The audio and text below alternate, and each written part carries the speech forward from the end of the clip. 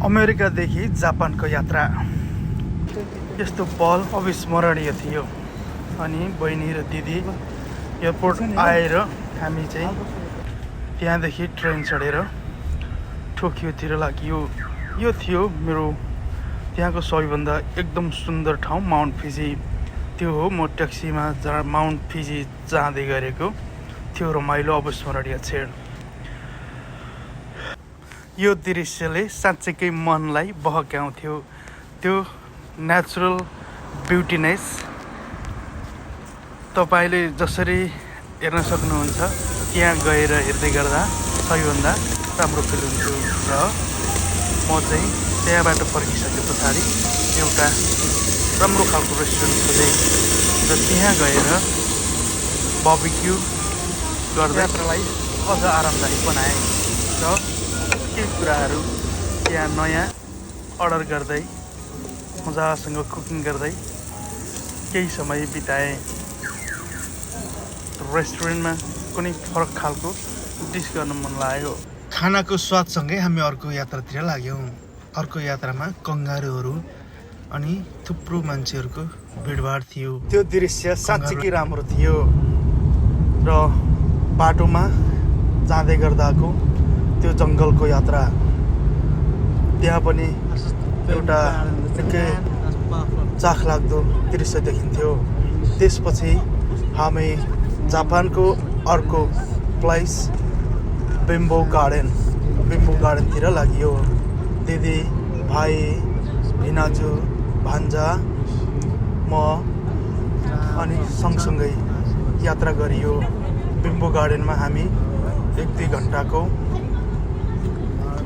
अवलोकन पछाडि फेरि अर्को ठाउँतिर लाग्यो। यो दृश्य एउटा गगन चुम्ने खालको देखिन्थ्यो। बादलको घेराहरू र देखिने क्षितिज असाध्यै नै हेर्न लायक दृश्य थियो। अनि यो चाहिँ लाग्छ मलाई ओसाका, टोकियो पछाडिको अर्को प्रमुख सिटी जापानको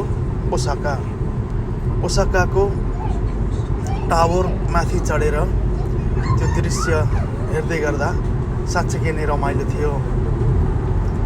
त्यो एउटा चाहिँ सिटी कस्तो व्यवस्थापन गरिरहेको छ भनेर निहाल्न मन लाग्यो। र अलमोस्ट हामी चाहिँ 1 घन्टाको समय त्यही नै बिताउँदै गइयो। टावरको टपबाट तलतिर हेर्दा साँच्चै नै दृश्य फरक देखिन्थ्यो। त्यहाँको बिजी सिटी हेर्दै हामी चाहिँ अर्को यात्रा तय गरियो।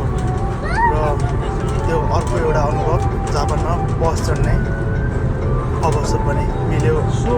बसमा चढ्दै बिस्तारै बाहिरका दृश्यहरू निहाल्दै यात्रालाई अझ रमाइलो गराइयो।